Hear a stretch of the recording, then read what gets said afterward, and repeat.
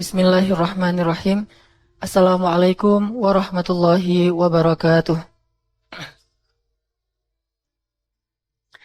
Alhamdulillah, nahmaduhu wa nasta'inuhu wa nastaghfiruh. Wa na'udzu billah min syururi anfusina wa sayyiati a'malina. May yahdihillah fala mudhillalah wa may yudlil fala hadiyalah. Asyhadu an la ilaha illallah wahdahu la syarikalah wa asyhadu anna Muhammadan abduhu wa rasuluh la nabiyya ba'dah. Allahumma salli wa sallim wa barik ala sayyidina Muhammadin wa ala alihi wa sahbihi ajma'in, amma ba'd.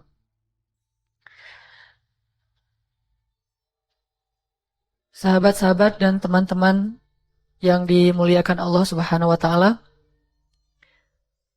malam ini kita akan membahas tentang 4 tangga atau 4 langkah untuk memperoleh likes. Memperoleh cinta ataupun perhatian dari Allah Subhanahu wa taala. Kayak mention yang disebar di sosial media bahwa tren kita saat ini, dan ini bukan hanya tren anak muda sih, udah lintas umur sebetulnya. Di era modern seperti sekarang ini, kalimat like ini menjadi kalimat yang bisa menjadi pelipur lara, bisa jadi kalimat motivasi, bisa menjadi obat dari kesedihan. Kalimat like ini mahal, sehingga orang untuk ngedapatin like, dia rela untuk ngelakuin apa aja.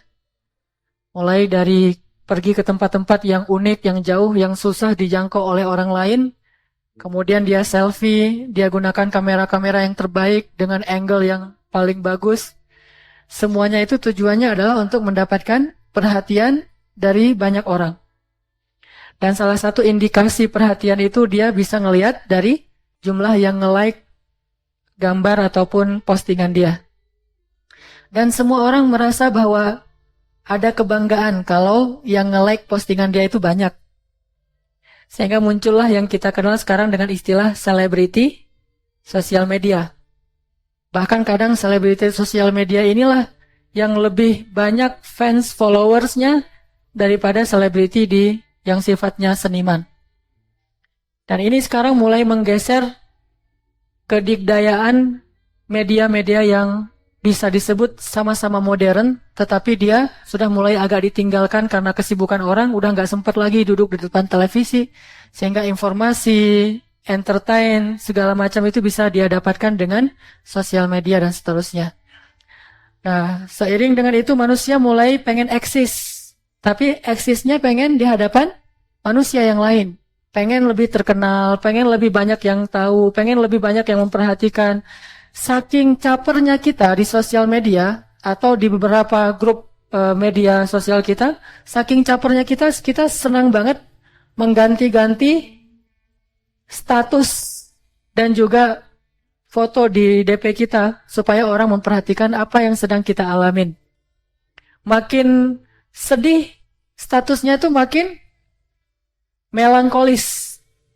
Sehingga kalau dulu mungkin orang mengekspresikannya dengan sajak dan bait-bait puisi dan lagu, karena itu terlalu ribet, harus punya talent, harus punya bakat seorang sastrawan. Sekarang lebih simple, gak harus jadi sastrawan, dia hanya bisa mengungkapkan isi hatinya hanya dengan 1 kalimat status atau dia tweet, sehingga semua orang ketika membaca itu dan oh ini unik nih, asik nih, sehingga like, makin banyak, dia makin bahagia. Walaupun yang nge-like itu kadang-kadang hanya sekedar salah tekan aja atau mungkin apa. Tapi dia bahagia. Jadi kayak drugs gitu. Ini drugs versi yang lain. Karena emang secara fitrah manusia itu pengen dihargai. Secara fitrah itu manusia senang bergaul, senang bersosial. Itu fitrah manusia dan Allah menjadikan itu sebagai salah satu amal soleh sebetulnya. Bahkan Allah menyebutkan di dalam surat Al-Hujurat itu, ayat tentang sosial media, itu kan surat Al-Hujurat banget ya. Jadi yang senang sosial media kalau nggak hafal surat Al-Hujurat itu belum sejati tuh. Jadi sosial media sejati itu orang yang hafal surat Al-Hujurat banyak banget tuh adab-adab sosial media, gimana menerima informasi, gimana nyebarin informasi, gimana cara kita nge-like orang, gimana cara kita menghargai orang. Terus sampai yang bahasa umumnya apa? Inna khalaqnakum min dzakarin wa unsa waja'alnakum syu'uban wa qabaila lita'arafu. Ta'arafu kalau dalam bahasa sosial media itu adalah dia mulai masuk ke dalam daftar-daftar. Saya soalnya nggak main Instagram jadi kurang-kurang bisa ngejelasin ya. Jadi maaf ya, kalau bahasanya masih bahasa apa dulu selain Facebook apa? Friendster ya. Jadi kalau bahasanya masih bahasa Friendster, maaf ya. Soalnya saya era-era tahun 90-an. Jadi yang masuk ke daftar Friendster-nya itu atau Facebooknya, Instagram dan tweetnya itu kan makin banyak dia makin kenalan, saling sharing, saling tukar gambar, saling berbagi informasi dan seterusnya. Ini namanya ta'arafu. Ta'arafu dalam bentuk yang lebih modern dan lebih mungkin kalau bahasa anak sekarang lebih anak muda atau lebih gaul. Nah, artinya semua dilakukan demi bisa mendapatkan perhatian, kalau perlu penghargaan dari manusia. Kita perlu muhasabah juga, termasuk dakwah shift juga gitu. Kita terus memikirkan gimana caranya biar dakwah ini bisa mendapatkan perhatian dari banyak anak muda, kemudian di-like sama anak muda karena memang mereka senang ke masjid, mendengarkan ilmu dan seterusnya. Tapi kadang kita lupa bahwa kita itu kurang caper sama Allah. Kita itu kurang caper sama Allah. Jadi kita sekarang pengen belajar gimana biar bisa caper sama Allah. Biar dapat perhatian Allah, udah gitu nanti dapat likes dari Allah, kalau perlu dapat komentar dari Allah. Komennya Allah apa? Ulaika humul mu'minuna haqqa. Mereka tuh mukmin sejati tuh kata Allah. Atau Allah komen lagi, ulaika humus shadiqun. Mereka tuh benar tuh imannya tuh. Yang lebih keren lagi komentarnya, radhiyallahu anhum wa radu'an. Allah ridho banget sama dia dan dia juga ridho sama Allah. Kita pengen itu tuh, pengen dapat perhatian Allah, kemudian dapat Allah mau nekan tombol like kepada kita. Kalau perlu Allah cinta sama kita, udah gitu nanti Allah komen yang hal-hal yang membuat kita semakin semangat di dalam Al-Quran dan hadis.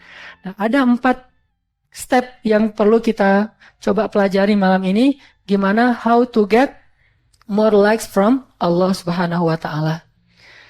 Agar kita bisa menjadi orang yang selalu diperhatiin Allah, disebut-sebut sama Allah. Jadi kalau bahasa Nabi mah, Allah kalau suka ke seorang hamba, maka Allah akan menyebut nama hamba itu di majelisnya. Allah akan bilang kepada Jibril, Jibril sini Jibril. Dipanggil Jibril sama Allah. Labbaika ya Rabbi wa sa'adai, kata Jibril. Aku penuhi panggilanmu ya Allah. Ada apa ya Allah? Jibril, kamu bersaksi ya. Aku tuh cinta sama si Fulan. Disebut nama kita. Nama kita yang ada di KTP, di kartu pelajar kita tuh nama itu yang dipakai tuh. Kecuali nama kita di KTP itu susah dibaca. Kenapa susah dibaca? Allah nggak rela ngebacanya. Soalnya namanya nama apa? Berhala. Namanya misalnya Dewi. Itu nggak bakalan di-like sama Allah tuh. Jadi ganti namanya menjadi Aisyah misalnya. Ganti gimana Ustadz? Kan di KTP-nya namanya Dewi. Ganti panggilannya kunyah. Bukankah banyak sahabat itu namanya bukan nama yang kita kenal? Abu Bakar bukan nama aslinya. Nama aslinya Abdurrahman. Tetapi nama kunyah, nama panggilan Abu Bakar karena dia punya putri yang cantik-cantik dan solehah sehingga dipanggil Abu Bakar. Bapak putri-putri yang cantik. Sama juga dengan yang lain-lain, dipanggil dengan nama kunyah. Ada sahabat yang namanya kutu pada hewan ternak. Bahasa Arabnya, ada yang ingat? Saya lupa istilah bahasa Arabnya, tapi terjemahannya tuh kutu pada hewan ternak, kutu di onta, kutu di kuda, kutu di sapi, itu namanya kayak gitu. Ayahnya rela banget tuh kasih nama anak kayak gitu. Pas sudah masuk Islam, Nabi bertanya, siapa nama kamu? Dia sebutkan namanya, Nabi cemberut, kemudian Nabi mengatakan, nama kamu Abdullah. Namanya Abdullah. Karena Allah nggak mau nyebut nama-nama yang tidak baik di majelisnya yang mulia.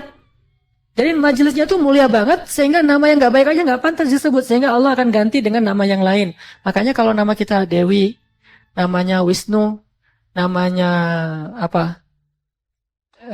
Siwa, Superman misalnya namanya. Apalagi namanya Tuhan, setan. Nah, ini nggak akan disebut nih.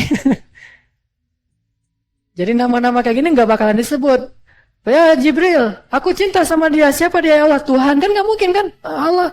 La syarikalah, la ilaha illallah. Jadi nggak mungkin disebut nama yang kayak gini-gini. Nama yang disebut tuh misalnya Hanan, Narsis. Nama-nama yang baik, namanya Muhammad atau apapun lah, atau bahasa Sunda juga nggak masalah. Cecep itu baik kan? Cecep apa artinya? Kasep kan ya? Cuma kalau diarabkan itu agak-agak susah dibaca. Jadi C kan dalam bahasa Arab tuh jadi shin. Jadi bacanya ship-ship. Dan dalam bahasa Mesir, ship-ship itu artinya sendal jepit. Cecek. Jadi artinya Allah itu kalau like, kalau suka, kalau cinta kepada seseorang, maka Allah akan menyebut namanya dan mengatakan kepada Jibril, ya Jibril, aku mencintai dia. Maka cintailah dia. Itu ultimatum tuh dari Allah. Allah suruh malaikat mencintai dia. Sehingga Jibril mengatakan kepada malaikat yang lain, kumpul kalian semuanya. Ketahuilah sesungguhnya Allah mencintai fulan. Aku mencintai fulan, maka cintailah dia. Sehingga seluruh malaikat mencintainya. Malaikat turun ke dunia mengatakan kepada seluruh makhluk di dunia kecuali jin dan manusia, sesungguhnya Allah mencintai fulan. Jibril mencintai fulan. Kami mencintai fulan. Cintailah dia. Bahkan seekor ikan hud di dalam lautan pun mencintainya dan mendoakan kebaikan untuknya. Ini kalau Allah yang nge-like. Kalau manusia yang nge-like apa untungnya bagi kita? Nggak ada untungnya. Selain mungkin lebih ke jadi seorang selebriti dan seterusnya. Justru kalau misalnya dia nge-like karena kita berbuat dosa, misalnya nge-like gara-gara kita memperlihatkan aurat, justru makin besar kan dosa kita. Tapi kalau Allah yang nge-like, seluruh dunia itu akan benar-benar langsung jadi selebriti tuh. Sekali Allah nge-like kehidupan kita atau karakter kita, kesolehan kita, langsung Allah umumkan ke seluruh dunia kecuali jin dan manusia yang dihijabi dari informasi ini. Manusia pun Allah kasih beberapa orang yang Allah karomahkan, muliakan, Allah kasih tahu kepada dia. Kayak cerita kemarin Uwais Al-Qarni. Ketika Allah nge-like Uwais Al-Qarni, walaupun Uwais gak pernah ketemu Nabi, Allah kasih tahu, "Hei Muhammad, aku suka sama dia tuh." Sehingga akhirnya Nabi mengatakan kepada para sahabat, dia itu dicintai Allah, diistijabah doanya oleh Allah. Akhirnya Umar dan Ali ngejar-ngejar Uwais. Ketika ketahuan Uwais ini dikejar-kejar Rasul dan sahabat, seluruh penduduk Yaman ngejar-ngejar Uwais sampai dia lari ke Irak. Sampai ketahuan meninggalnya dalam perang Siffin antara Ali dan Muawiyah. Itu pun ketahuan pas sudah dicari-cari di antara mayat atau syuhada. Artinya kalau Allah nge-like seorang hamba, maka seluruh makhluk juga akan nge-like dia sebagai orang yang baik. Dan didoakan. Doa orang-orang, makhluk-makhluk yang tidak akan ditolak oleh Allah Subhanahu wa Ta'ala. Jadi pengen didoain sama hewan-hewan yang ada di sekitar kita? Didoain oleh burung, didoain oleh ikan, didoain oleh bahkan ulat dan dut. Kalau kata hadisnya, dut itu ulat yang di dalam tanah yang kecil banget. Ngedoain. Semuanya itu berdoa untuk kita. Apa doanya? Allahumma gfir lahu, Allahumma arhamhu. Allahumma gfir lahu, Allahumma arhamhu. Ya Allah ampuni dia, ya Allah ampuni dia, ya Allah. Jadi kita sehari-hari itu dapat ampunan terus dari para malaikat dan makhluk Allah yang ngedoain ampunan kita. Warhamhu, ya Allah sayangi dia, sayangi. Sehingga setiap hari itu sayangnya Allah kepada kita tuh nambah. Kenapa? Gara-gara kita udah ngedapetin like dari Allah. Makanya kita pengen belajar ini nih. Kalau ada seminar how to get more like in Instagram, in Facebook dan seterusnya, itu kan sampai ada seminar bayarnya mahal. Kalau sekarang kita buat semacam kajian kecil-kecilan, tetapi ini jauh lebih penting how to get more like from Allah Subhanahu wa Ta'ala. Oke. Ini singkatnya kayak gini nih. 4 step untuk ngedapetin like dari Allah. Yang pertama, Allah itu suka banget sama orang yang bertaubat lalu belajar. Memperbaiki diri. Taubat dan ta'lim Allah nge-like banget tuh. Ini step pertama. Siapapun yang bertaubat, siapapun yang kemudian pengen belajar memperbaiki dirinya, semasa proses itu Allah suka banget sama dia. Setiap hari Allah nge-like dia dan ngasih tahu ke malaikat, ini hambaku, ini hambaku, ini hambaku, ini terus Allah ngebanggain dia. Sampai Allah menyebutnya ibadi, hamba-hambaku. Coba kita buka Al-Quran sekarang. Kita lihat salah satu di antara ayat tentang ini di dalam surat Az-Zumar. Surat 39 ayat 53. Ini ayat paling populer tentang taubat nih. Surat Az-Zumar, surat 39, ayat 53.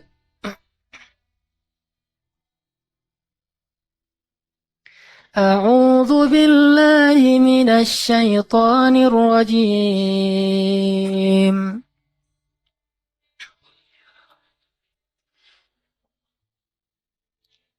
بسم الله الرحمن الرحيم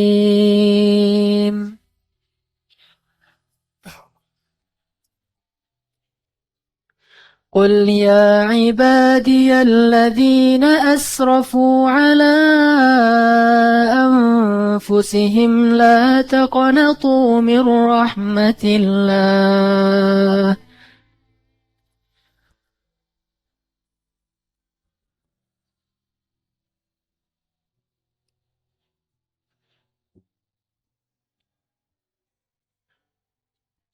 إن الله يغفر الذنوب جميعا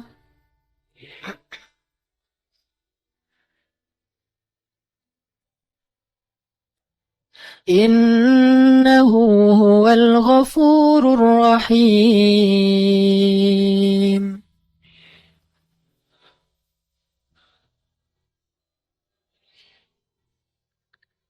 Katakanlah, wahai hamba-hambaku, Allah walaupun ngelihat kita banyak berbuat dosa, tetapi Allah masih juga manggil kita hamba. Dan panggilan hamba itu kalau dalam bahasa Allah ke kita, itu kayak kita manggil kekasih. Kayak seorang ayah manggil anaknya, ya bunayya. Kayak seorang suami manggil istrinya, ya ana. Panggilan bahasa Arab itu yang paling lembut dari suami ke istri itu salah satunya adalah, ya ana, wahai saya gitu. Maksudnya tuh, wahai jantung hatiku. Jadi nanti di rumah, maaf ya yang jomblowers ya. Ya Ana gitu. Bukannya namanya Ana Mariana, bukan. Jadi emang panggilannya ya Ana atau ya Hanini. Saya manggil istri saya Hanin, istri saya manggil saya Hanan. Hanin dan Hanan itu dalam bahasa Arab artinya kekasih. Jadi ya Hanini, wahai kekasihku, ya Ana. Atau kadang-kadang istri saya manggil saya Bebe, Blackberry. Jadi dari kata baby. Jadi saya kalau di rumah tuh agak-agak gimana gitu ya. Makanya di luar kalau dipanggil, jangan panggil Bebe, itu menjatuhkan izzah saya. Panggil aja ya Hanan gitu kan ya. Artinya itu panggilan sayang. Kayak Nabi memanggil Aisyah dengan panggilan apa? Ya Humaira, ya Aish. Humaira itu yang wajahnya kemerah-merahan. Aish itu yang lestari, yang bahagia. Dan orang Sunda nyebutnya ya Ais. Karena nggak bisa bilang Aish jadi Ais gitu. Itu bahasa Arabnya Aish. Nah, gitu tuh. Allah kalau sayang kepada seorang hamba manggilnya ibadi. Kayak Allah sayang kepada Nabi Muhammad nggak manggil Muhammad. Padahal Muhammad itu artinya udah bagus. Tapi ada yang lebih bagus yaitu abdi. Sehingga Allah mengatakan Subhanalladzi asra bi'abdihi. Bukan bi Muhammadin, tapi bi abdihi. Allah nyebut Nabi Muhammad itu hamba Allah. Dan itu sanjungan untuk Nabi Muhammad. Nah ini Allah kepada orang-orang yang ingin bertobat, Allah panggilnya apa? Ya ibadi, wahai hambaku, wahai hambaku. Yang udah banyak melampaui batas. Apa arti banyak melampaui batas? Dosanya tuh udah gak kehitung. Sampai dalam hadis qudsi Allah berfirman apa? Ya ibna Adam. Allah di situ manggilnya anak cucu Adam. Ya ibna Adam. Ya ibadi. Wahai hamba-hambaku. Kalau kalian datang kepadaku dengan membawa dosa yang memenuhi langit dan bumi. Penuh dengan dosa kalian. Gak ada lagi planet. Gak ada lagi bintang. Semuanya dosa kalian isinya. Bayangin langit dengan 250 miliar galaksi. Itu semuanya penuh dengan dosa-dosa kita. Bayangin dosa kita itu bahkan gak sebanyak pasir di pantai loh. Masih lebih banyak pasir di pantai. Saat seandainya dosa kita melebihi pasir di pantai, bahkan memenuhi langit dan bumi, lalu kita datang kepada Allah dan kita mengatakan, Rabbi, faqiruka bibabik. Ya Allah, ini hambamu yang fakir ada di hadapanmu. Ya Allah, ini hambamu yang hina sekarang datang ke pintu rahmatmu. Apa kata Allah? Aku bukakan rahmatku seluas-luasnya, aku terima kedatanganmu, lalu aku gugurkan semua dosa-dosamu menjadi hilang, wala ubali, dan aku gak peduli sebanyak apapun itu. La ubali, aku gak peduli. Kalau kita kan masih mikir, kalau datangnya banyak salah ke kita itu masih dipikir-pikir untuk memaafkan. Allah, la ubali, saya gak peduli. Sebanyak apapun, kenapa Allah gak peduli? Karena dosa kita itu gak ngerugiin Allah sama sekali. Sebanyak apapun dosa kita itu nggak ngerugiin Allah sama sekali. Dan sebanyak apapun ketaatan kita nggak nguntungin Allah sama sekali. Allah itu Allah itu ghaniyun 'anil alamin, nggak butuh kepada kita. Jadi kalau kita ngerasa bahwa dengan berbuat dosa Allah jadi rugi, terus jadi bete gara-gara kita, nggak banget dah. Allah bete gara-gara kita gitu. Saya pengen buat Allah bete nih hari ini nih. Saya buat dosa sebanyak-banyaknya. Gak ada yang bete. Yang bete itu malaikat Jibril. Dan kalau malaikat bete itu didoain yang jelek-jelek. Terus yang bahagia tuh, yang happy gara-gara dosa kita adalah setan kan? Nah artinya Allah itu nggak ngaruh sama sekali dengan dosa dan keibadah kita. Makanya Allah nggak peduli dengan dosa-dosa kita. Allah hanya peduli dengan ngapain kita datang kepada Allah. Nah datangnya kepada Allah itu adalah dengan datang ke masjid. Jadi ketika kita datang dari rumah kita membawa dosa yang lebih banyak daripada langit dan bumi, kita datang ke pintu rumah Allah Subhanahu Wa Taala. Allah itu seperti menyambut, gimana bahasa hadisnya? Allah menyambut orang yang datang untuk bertobat tuh kayak gimana? Seperti seorang kekasih menyambut kekasihnya yang datang dari jauh setelah sekian lama tidak bertemu. Itu gimana? Ada yang pernah nyambut kekasih? Kayak film Rangga gitu ya, nyambut ADC kan dulu gitu-gitu ya. Datang dari mana tuh? Dari Amerika, terus ADC edisi kedua segala macam. Tapi saya cuma ngomong-ngomong doang ya, jadi belum pernah nonton juga. Artinya nyambutnya tuh kayak gimana gitu. Atau saya ngerasain ketika saya datang dari Mesir, waktu itu karena emang ibu saya udah meninggal, jadi saya datang pulangnya itu ke rumah istri saya di Jawa Timur. Itu disambut, itu disiapin segala macam makanan tuh disiapin, kemudian juga kamar tuh disiapin, segala macam pokoknya disambut di terminal. Waktu itu saya datang dari Jakarta, terus naik bus ke Bojonegoro waktu itu disambut subuh-subuh itu udah pada ngumpul di terminal, jadi kayak nyambut orang jamaah haji gitu. Kan luar biasa ya. Itulah penyambutan kepada kekasih yang lama nggak ketemu. Gimana Allah?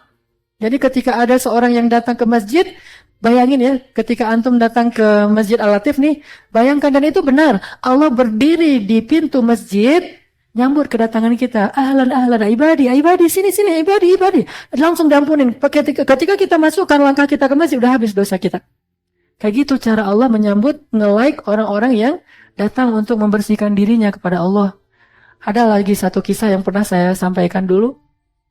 Di zaman Rasul pernah dalam satu mukhayyam. Mukhayyam itu camp militer ya. Jadi Nabi lagi buat camp militer gitu, mau berjihad. Ada beberapa ribu para sahabat prajurit berkumpul di tanda-tanda yang sangat banyak, dan tentunya bawa beberapa orang perempuan untuk juru masak, juru rawat segala macam. Nah ada seorang ibu ngebawa anaknya di camp militernya Rasul. Anaknya berusia sekitar 3 tahun 4 tahun gitu, hilang di tengah-tengah camp militer. Dan waktu itu mereka sedang berhadapan-hadapan dengan musuh. Hilang beberapa hari nggak ketemu, sehingga ibu ini panik banget tuh. Ngasih tahu ke Rasul, ya Rasulullah anak saya hilang, saya nggak bisa kerja, anak saya kemana ya Rasulullah, dan segala seterusnya. Nabi nyuruh para sahabat untuk mencari anak ibu ini. Terus pada nyari, beberapa hari nggak ketemu, ibu ini nangis, dia sangat takut kehilangan anaknya, jangan-jangan anaknya diculik atau lari ke musuh sehingga dibunuh dan seterusnya. Tiba-tiba dalam keadaan yang lagi tegang gini, anaknya ketemu oleh seorang sahabat, dibawa ke tenda Rasul. Di tenda itu ada ibu tadi yang lagi nungguin anaknya. Ketika si ibu ini ngelihat anaknya dari jauh, langsung ibu inilah lari untuk memeluk anaknya. Jadi eng gitu ya, diperlambat gitu ya. Terus lari, terus ibunya nangis, anaknya nangis, ibu, anakku, terus dipeluk. Dalam keadaan sangat terharu. Lalu para sahabat yang hadir di situ semuanya menangis. Lalu Nabi bertanya, mal buka, kenapa kalian menangis? Kata Nabi kepada para sahabat, ya Rasulullah, bukauna lihanini hadhil Ya Rasulullah, kami menangis karena kasih sayang ibu ini kepada anaknya yang begitu luar biasa. Memeluk anaknya erat, menangis luar biasa, sehingga kami terharu ya Rasulullah. Lalu tiba-tiba Rasulullah bertanya kepada mereka, bagaimana menurut kalian, apakah ibu yang seperti ini, yang begitu sayang kepada anaknya, akan melemparkan anaknya ke dalam api neraka? Ke dalam api maksudnya? Lalu kata para sahabat, tentu tidak ya Rasulullah, bagaimana mungkin dia akan melemparkan anaknya ke dalam api, sementara dia sangat menyayangi anaknya. Kata Rasul, sesungguhnya Allah lebih mencintai orang yang bertobat daripada ibu ini kepada anaknya. Gak mungkin Allah ngelemparin orang yang bertobat itu ke dalam api neraka. Cukup dia bertobat aja, belum beramal apa-apa, Allah udah memasukkan dia ke surga. Apa contohnya? Seorang pembunuh yang membunuh 100 orang, bahkan yang ke-100-nya orang soleh banget, dibunuh sama dia karena gara-gara dia pundung. Tanya ke orang itu, Syekh, saya ini udah bunuh 99 orang, bisa nggak bertobat? Kamu ini udah banyak dosa, masih banyak ngomong, udah pergi sana. Marah-marah gitu kan, akhirnya dibunuh sekalian. Mati itu orang yang ke-100, datang ke bukan ahli ibadah sekarang, ke ahli hikmah, ulama. Beda jawaban ulama dengan ahli ibadah. Datang ke ulama, tanya, ya Syekh, saya ini udah bunuh 100 orang dan yang ke-100-nya orang yang solih, ahli ibadah. Apakah saya diterima taubatnya? Janganlah kamu berputus asa dari rahmat Allah. Semuanya diterima taubatnya oleh Allah. Tapi dengan syarat, kamu jangan lagi tinggal di sini, pergilah untuk memperbaiki diri. Taklim, cari tempat-tempat yang hijrah intinya. Hijrah ke tempat-tempat yang baik. Di tengah jalan dia meninggal, malaikat aja bingung, debat, coba lihat. Ternyata perselisihan bisa terjadi di antara malaikat, apalagi manusia. Manusia itu hal yang wajar. Beda mazhab nih, malaikat nih. Yang satu mazhabnya ke neraka, yang satu lagi mazhabnya ke surga. Tarik-menarik, ini saya bawa nih. Enak aja, dia kan udah tobat. Tapi kan dia belum beramal, tobatnya juga belum benar. Terus Allah mengatakan, coba kalian ukur. Ukuran bumi yang dia tinggalkan dengan yang dia tuju. Dan Allah di sini nge-like dia, sehingga Allah mendekatkan dia ke negeri yang dia tuju. Sehingga ketika diukur jadi lebih dekat ke negeri yang dia tuju, akhirnya dia dibawa oleh malaikat ke surga. Gak beramal, cukup taubat aja, itu Allah udah nge-like dan menjaminkan untuk dia surga. Belum beramal. Kemarin dari cerita seorang sahabat kita dari Briges, beliau ikut acara zikir akbar di masjid kita, Masjid Agung kemarin tuh yang kita adain. Alhamdulillah, mudah-mudahan kita husnuzon beliau sudah mau bertaubat karena udah mau ikut acara zikir, nangis bareng dengan Ustaz Arifin Ilham. Tapi selang beberapa lama kemudian, baru beberapa 2 minggu yang lalu, saya dengar dari Kiki juga, dia ketembak sama aparat karena emang dia punya kasus di masa lalu sebelum dia bertaubat, akhirnya meninggal. Ini mirip banget nih dengan cerita dalam hadis. Udah bertobat tapi belum sempat beramal. Belum jadi ahli ilmu seperti kita di Masjid Al-Latif. Belum mungkin juga ahli tahajud. Tapi udah mau bertobat. Masih proses. Itu aja Allah udah terima dan langsung dijanjikan surga. Dan mudah-mudahan kita doakan saudara kita itu termasuk seperti yang ini nih. Walaupun belum sempat banyak beramal. Tapi niatnya bertobat itu Allah udah nge-like langsung tuh. Tinggal kita bilang, astagfirullahaladzim ya Allah saya pengen memperbaiki diri. Meninggal saat itu juga. Udah selesai. Udah cukup itu untuk kita untuk masuk ke dalam surga. Terus gimana dengan dosa membunuh saya? Udah cukup. Gimana dengan dosa zina? Udah cukup. Gimana dengan dosa narkoba? Udah cukup. Tinggal ngatain, astagfirullahaladzim, Allah nge-like banget kalimat itu. Jadi kalau kita posting istighfar kita ke Allah, Allah pasti nge-like. Gak ada cerita di posting lama, Allah kok gak nge-like ya? Gak ada itu. Jadi kalau kita ngeposting istighfar sekarang juga orang nge-like. Jadi ayo kita bareng-bareng, kita ucapkan istighfar. Astaghfirullahalazim. Semoga Allah Subhanahu wa taala menerima istighfar kita dan nge-like kita termasuk di antara ahli surga. Ada lagi kisah seorang laki-laki di zaman Rasul, anak muda juga nih. Dia baru saja berzina. Ini juga pernah saya kisahin, dia berzina. Udah berzina nyesel, biasalah habis gitu baru nyesel ya. Bukan nyesel duluan baru nanti mikir-mikir ini udah dilakuin terusnya nyesel. Tapi penyesalannya tuh dari hati, bukan penyesalan yang tobat-tobat gitu kan. Ini benar-benar tobat dari hati. Udah gitu dia datanglah ke masjid, dia mandi, dia wudhu, dia datang ke masjid, sholat asar berjamaah. Tapi jangan lihat kisah ini dari sudut pandang fikih ya. Kok nggak dikisos sih? Saya nggak tahu lah ini kapan terjadinya. Mungkin sebelum turunnya ayat tentang kisos yang jelas. Dirajam. Nah, dia datang ke masjid, sholat asar berjamaah di sholat pertama, nangis dalam sholat asarnya karena dia nyesel banget dengan dosa dia. Akhirnya setelah selesai sholat, dia datang ke Rasul, ya Rasul, halaktu ya Rasul, halaktu. Kakak, saya celaka ya Rasul, saya celaka. Kenapa celaka? Kata Rasul, saya sudah mempergauli seorang perempuan, saya sudah berzina ya Rasulullah. Rasulullah langsung sedih mendengar cerita itu. Tidak lama kemudian Nabi tersenyum, ya Rasul kenapa tersenyum? Nabi bertanya, apakah engkau sholat berjamaah bersama kami? Ya Rasulullah, barusan, ya saf pertama, ya Rasulullah, dari awal, dari takbiratul ihram, ya Rasulullah. Berbahagialah, sesungguhnya Allah sudah memaafkan dan mengampuni dosa kamu itu. Dengan sholat asar saja, sholatul wusta. Hafidhu ala salawati was salatil wusta. Jagalah sholat itu. Kenapa? Qad aflahal mu'minun. Pasti beruntung orang yang menjaga sholat. Jadi kita sholat maghrib kayak tadi, asalkan kita khusyuk dan tulus pengen nyesalin dosa-dosa kita. Apa kata Nabi? Sholat 5 waktu itu seperti air di sungai di belakang rumah kita. Sehari kita 5 kali mandi dan membersihkan diri di sana. Gak ada lagi kotoran. Ini artinya Allah suka banget sama orang yang membersihkan diri dengan taubat dan ta'lim. Makanya ini yang kita sedang lakukan. Terus kita berproses. Emang kita belum sempurna sih. Namanya juga lagi berproses. Kadang salah lagi, kadang keliru lagi. Kadang ternyata cara taubat kita nggak kayak gitu yang benar. Terus kita memperbaiki diri dan Allah suka banget dengan orang-orang yang seperti ini. Coba lihat lagi surat Al-Baqarah. Sedikit lagi kita baca ayatnya. Surat Al-Baqarah kalau nggak salah ayat 222.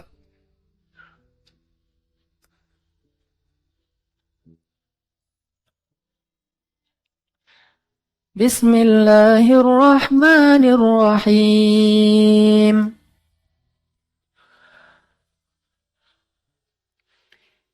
Kita baca kalimat terakhir ya di ayat 222.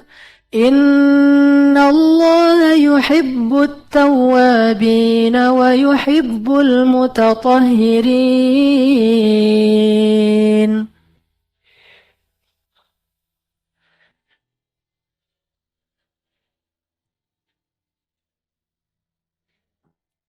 Sesungguhnya Allah cinta banget sama orang-orang yang bertaubat. Dan Allah juga sangat mencintai orang-orang yang membersihkan dirinya. Taubat membersihkan diri. Apa maksudnya? Taubat itu nyesel, membersihkan diri itu belajar memperbaiki diri. Jadi arti taubat itu at-taubah hiyan nadam kata ulama. Taubat itu nyesel.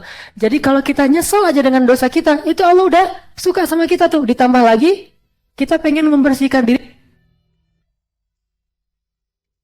Baik, bismillahirrahmanirrahim.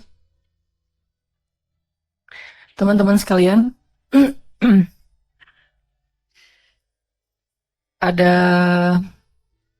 mungkin ada satu kecenderungan juga ya di komunitas-komunitas atau di para pecinta sosial media ini, dan ini udah menjadi fenomena bukan lagi peristiwa, bahwa kalau kita misalnya ngeposting foto ataupun video-video kita sangat merasa tersanjung dan bahagia banget kalau yang nge-like itu adalah seorang tokoh atau yang populer di bidangnya. Contoh misalnya, saya nge-posting foto saya tentang saya lagi ceramah gini, terus yang nge-like itu adalah, misalnya nih, yang nge-like itu adalah seorang ulama besar internasional, itu saya akan merasa sangat bangga karena yang nge-like itu adalah seorang tokoh. Kalau misalnya main bola, kita nge-posting video kita lagi nge-dribbling bola. Tiba-tiba yang nge-like video kita itu Lionel Messi sama Cristiano Ronaldo tuh gimana tuh perasaannya tuh? Terus kita kaget kan, nyari ini beneran atau ini hoax gitu kan? Nyari ini benar-benar Ronaldo apa yang di Portugal atau Ronaldo yang ada di misalnya di Garut misalnya. Ronaldo mana nih? Ternyata benar dia akunnya Ronaldo asli bukan manajernya, sehingga kita akan mungkin di capture tuh like-nya Ronaldo sama Lionel Messi itu kita capture, udah gitu kita posting lagi kan ya, karena bangga. Gitu juga kalau misalnya kita nyanyi di kamar mandi terus direkam, kan suka orang nyanyi di kamar mandi itu direkam, yang nge-like-nya itu misalnya Maher Zain. Oh, itu gimana tuh kalau yang musiknya nasyid, kalau yang genrenya hip hop siapa tuh? Gitulah. Kalau saya mah suka hip hop yang apa? Hip hop yang tentang Palestina, tentang Suriah, hip hop nasyid. Atau yang nge-like-nya itu misalnya kalau lagi apa kita nyanyi gitu, yang nge-like-nya Ayah Doni kan tuh. Atau main skateboard yang nge-like-nya misalnya Pevi Bermana dan seterusnya dan seterusnya. Ini yang nge-like selain Allah Subhanahu wa taala adalah malaikat Jibril. Jibril itu bukan makhluk biasa, itu Allah aja nyebutnya roh. Dan dia tuh solehnya tuh udah soleh banget. Sangat luar biasa, mulia. Jadi orang siapa yang bisa ketemu Jibril tuh merasa bangga banget. Apalagi kalau yang nge-like dia itu adalah Jibril. Terus Jibril cinta sama dia. Malaikat tuh cinta sama dia. Malaikat itu duduk bersama dia. Kan kita sering tuh, nggak tahu nih hoax atau benar. Tapi banyak orang bilang benar yang di Masjid Nabawi lagi khutbah Jumat. Terus tiba-tiba ada ketangkap CCTV sosok dengan putih-putih bercahaya gitu ya. Itu benar nggak atau hoax sih? Katanya. Kata siapa tuh? Cenah ya. Nah, jadi belum jelas nih hoax atau benar, ambil hikmahnya aja lah. Misalnya ternyata ada yang kayak gitu. Udah gitu juga ada peristiwa yang lain yang banyak banget tuh kalau di YouTube atau di on the spot kelihatan malaikat, diselamatin malaikat atau apa. Itu aja kan hebohnya minta ampun ya. Masuk 7 peristiwa aneh tetapi keren misalnya. On the spot alatif.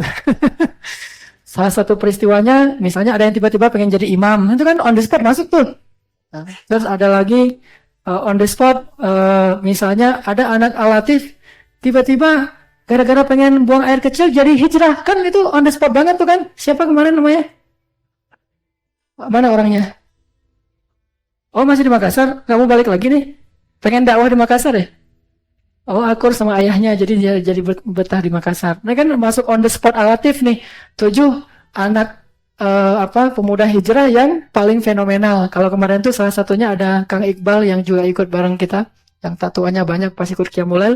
Beliau masuk di antara kalau nggak salah 7 cerita hijrah paling fenomenal di Indonesia. Salah satunya Kang Iqbal.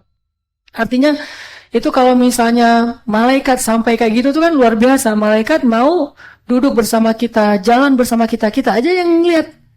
Coba kalau kita ngelihat bakalan lari kan? Nah, untungnya kita nggak ngelihat itu, bareng kita terus loh. Seandainya kita ngelihat dia seperti sosok laki-laki yang putih-putih semua bercahaya, jalan bareng kita. Kita, ya antum lah. Kepedean kalau bilang kita gitu ya. Maksudnya orang-orang yang bertobat, orang-orang yang akhlaknya baik, ibadah dan seterusnya itu disamperin oleh malaikat. Apa bukti hadisnya? Rasulullah mengatakan bahwa Allah setiap hari itu mengutus malaikat-malaikat khusus. Kalau dibilang khusus itu berarti bukan malaikat biasa. Malaikat biasa aja udah luar biasa, gimana lagi yang khusus. Malaikat-malaikat khusus diutus di muka bumi berjalan-jalan di turukot. Turukot itu kalau bahasa kita gang-gang. Di gang-gang kecil tuh malaikat pada nyebar di seluruh bumi, nyebar untuk mencari majelis ilmu dan majelis zikir. Mereka cari mana rumah yang disebut nama Allah, mana rumah yang dibacain Al-Quran surat Al-Baqarah, mana masjid-masjid yang ramai dengan para pemuda, apalagi para pemuda, mereka suka banget. Buktinya banyak sekali kisah-kisah anak-anak muda yang dinaungi malaikat dan seterusnya itu luar biasa. Makanya mana masjid-masjid, ternyata ketemu di jalan Cendana, jalan Sanintan, ada alatif. Malaikat tuh saling seru menyeru, gitu hadisnya. Kalau mereka ketemu majelis zikir, apalagi di dalamnya banyak orang-orang hamba Allah, anak muda pula, maka mereka akan mengatakan kepada malaikat yang lain, halummu ilayya, sini, manggil-manggil malaikat, semuanya menaungi mereka ngumpul, kemudian mereka mendengar apa yang kita ucapkan, apa yang kita lakukan. Mereka perhatiin, mereka dengerin. Lalu Allah bertanya kepada para malaikat, wahai malaikat, siapa yang sedang kalian saksikan itu? Hambamu ya Allah. Apa yang mereka lakukan? Mereka sedang menyebut namamu, mengingatmu. Lalu Allah bertanya, wahai malaikat, apa yang mereka minta? Malaikat mengatakan, mereka meminta surgamu ya Allah. Allah bertanya, apakah mereka pernah melihat surgaku? Kata malaikat, tidak pernah ya Allah. Bagaimana seandainya mereka pernah melihat? Mereka pasti tidak akan berhenti untuk memintanya ya Allah. Lalu Allah bertanya lagi, apa yang mereka takutkan? Kata malaikat, mereka takut neraka ya Allah. Kata Allah, apakah mereka pernah melihat nerakaku? Kata malaikat, tidak pernah ya Allah. Bagaimana kalau mereka pernah melihat? Pasti mereka akan menangis dan tidak akan pernah bangun dari sujud untuk minta ampun kepadamu. Wahai malaikat, bersaksilah kalian semuanya. Sungguh aku telah mengampuni dosa mereka dan aku jamin mereka di antara ahli surga. Itu kalau Allah udah nge-like. Malaikat nyari orang-orang yang Allah like tadi tuh. Terus mereka ngumpul. Manggil malaikat-malaikat yang lain. Terus apa kata malaikat? Salim, Allahumma salim, Allahumma salim. Ya Allah, selamatkan mereka. Sehingga Allah menjamin mereka habis semua dosa-dosanya, dijamin gak akan masuk neraka, dan akan menjadi min ahlil jannah, ahli surga. Kan enak banget nih. Gara-gara duduk di sini gak jauh-jauh, cuma datang sebentar, duduk, nongkrong, rame-rame, ketemuan teman-teman, ketawa-ketawa kita aja tuh. Malaikat senang ngelihat kita ketawa-ketawa di masjid. Kalau ada orang nggak senang kita ngelihat kita ketawa-ketawa di masjid, ini agak dipertanyain nih. Malaikat aja senang, masa orang nggak senang kan ya? Malaikat senang ngelihat kita ketawa-ketawa di masjid. Dan Allah mengutus para malaikat untuk mencari itu. Sebagaimana iblis juga ngutus pasukannya untuk mencari yang buruk-buruk di muka bumi. Ada kisah tuh, iblis ngutus pasukannya karena waktu itu iblis ngelihat langit itu cahayanya tuh beda dengan biasanya, halilintar, cahaya yang begitu banyak. Kalau kayak di kutub tuh kayak aurora gitu. Pokoknya kejadian di langit itu nggak kayak biasanya. Sehingga iblis ini merhatiin langit. Kenapa ya? 10 tahun terakhir ini langit udah susah ditembus. Itu kan di surat Al-Mulk kan ya. Sejak datang Nabi Muhammad, langit itu tertutup rapat bagi iblis dan pasukannya sehingga susah ditembus. Dulu kan mereka suka tongkrongin langit tuh. Para jin itu dulu suka nongkrong di pintu-pintu langit, tapi nggak boleh masuk. Jadi mereka nongkrongnya tuh di luar. Nah, jadi yang suka nongkrong-nongkrong di jalan di luar yang nggak jelas gitu tuh, nah itulah. Karena malaikat nggak nongkrong di jalannya langit, nongkrongnya di dalam langit. Makanya pas Nabi sama pas malaikat Jibril sama Nabi naik ke langit, kan diketuk-ketuk tuh pintu langit. Tapi jangan bayangin kayak kita ngetuk pintu ya. Pokoknya diketuk pintu langit dan malaikat penjaga langit itu bertanya, "Man?" Kata Jibril, "Ana Jibril." Terus kata malaikat itu, "Sama siapa kamu datang?" "Sama Muhammad." "Apakah dia diizinkan masuk?" "Ya, dia diizinkan masuk." Baru dibuka pintu langit. Saking rapatnya. Jadi susah banget lewatin langit itu. Dulu gampang keluar masuk. Sehingga jin itu duduk di dalam teras-teras langit itu ngedengerin apa yang terjadi. Dan kalau ada berita dari langit, mereka membawa ke bumi, kemudian disusunlah rencana. Jadi ibaratnya ada peperangan, udah ketahuan rencananya mau ngapain. Maka disusunlah rencana untuk menghalanginya. Sejak Nabi Muhammad datang, itu tertutup rapat. Dan iblis bingung, ya kenapa nih langit tertutup rapat terus ya selama 10 tahun. Akhirnya kata iblis kepada pasukan jin, "Menyebarlah kalian ke seluruh gang-gang yang ada di bumi. Carilah apa yang terjadi di bumi, kebaikan apa yang sedang terjadi di muka bumi sehingga pintu langit tertutup rapat. Kalau kalian nggak tahu, maka cukuplah kalian bawa masing-masing satu genggam tanah dari tempat-tempat yang kalian datangi." Tersebarlah jin ke seluruh dunia. Ambil tanah-tanah dari tempat yang mereka datangin. Tanah di daerah Bandung diambil, tanah dari mana-mana. Semua jin bawa datang kemana? Ke tengah lautan. Karena singgasana jin itu ada di tengah samudra. Dibawalah ke hadapan sang maharaja mereka yaitu iblis. Tanah-tanah ditaruh berbagai macam, ditulis ini tanah dari sini, ini tanah dari sini. Nggak gitu-gitu amat juga kali. Pokoknya dari berbagai macam negeri. Nah, apa yang dilakukan iblis? Ditanya, apa yang kalian saksikan? Nggak ada ya raja. Ya iblis, nggak ada yang kami saksikan. Kami nggak ngerti apa yang terjadi. Kalau gitu bawakan tanah-tanah dari yang kalian kunjungin. Dibawakan, dicium sama iblis. Buang, dicium tuh semuanya. Ketika dia mengambil tanah dari Makkah, dia mencium tanah Makkah. Dia mengatakan, "Aku mencium aroma kenabian dari tanah ini. Di mana kamu dapatkan ini?" "Dari Mekah, wahai iblis." "Maka pergilah kalian ke sana semuanya, halangi dia untuk berdakwah." Mulailah kekacauan di kota Makkah sampai Nabi ke Taif itu diusir. Itu kerjaan siapa? Kerjaan iblis. Sampai Abu Talib wafat, Nabi mau dibunuh, terus Nabi lari ke Taif, di Taif juga diusir. Itu gara-gara iblis sudah mengendus aroma kenabian dari tanah Makkah. Kalau nggak percaya cerita ini, baca dalam tafsir Ibnu Katsir, kisah di dalam surat Jin dan Al-Ahqaf. Banyak banget tuh kisah. Jadi dengan tanah aja dia tahu. Karena tanah itu bersaksi. Begitu juga tanah tempat kita injak ini, bukankah dia makhluk Allah? Sehingga dia bersaksi.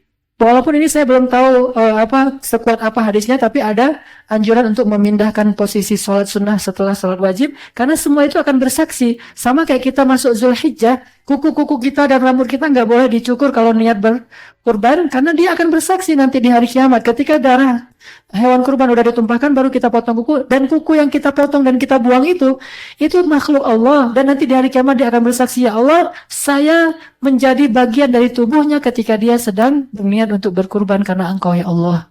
Semuanya bersaksi untuk kita. Jadi di mana kita bertobat? Di masjid apa kita belajar? Seluruh makhluk Allah itu bersaksi dan akan mengadu kepada Allah. "Ya Allah, dia hambamu yang taat. Ya Allah, dia ingin membersihkan diri. Ya Allah, dia ingin memperbaiki diri." Seperti cerita tadi orang yang duduk dalam majelis ilmu. Terus Allah tanya kepada malaikat yang tadi naungin majelis ilmu.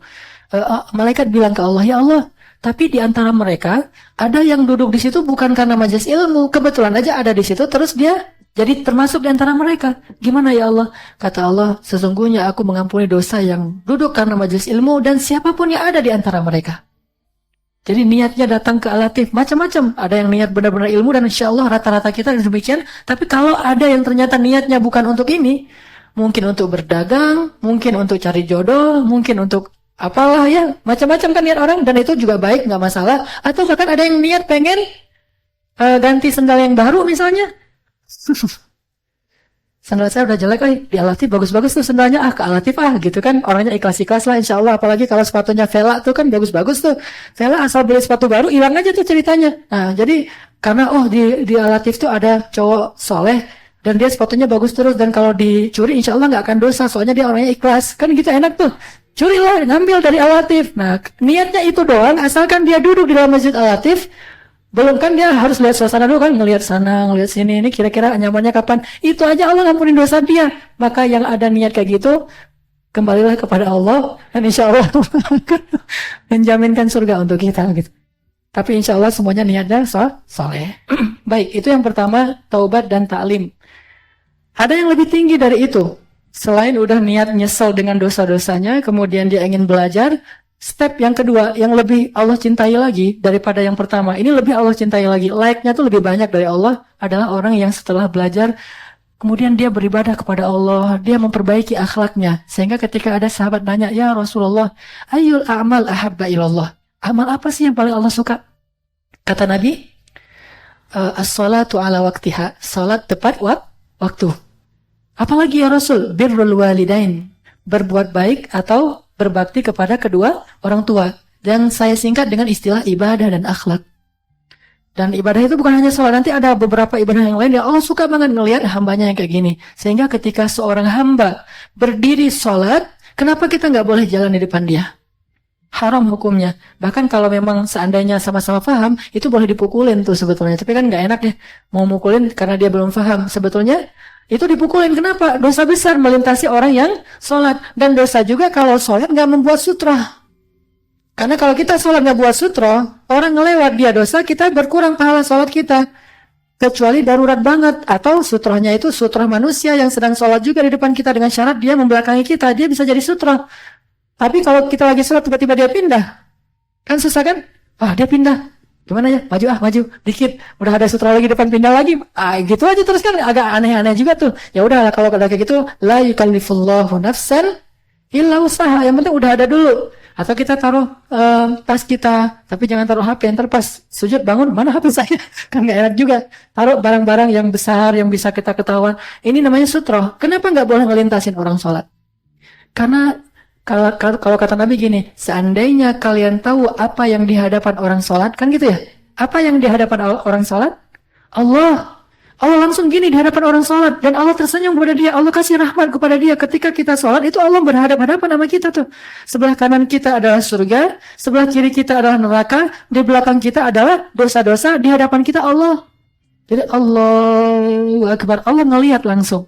Pas kita bilang Alhamdulillahi Rabbil Alamin, tuh hambaku memuji aku.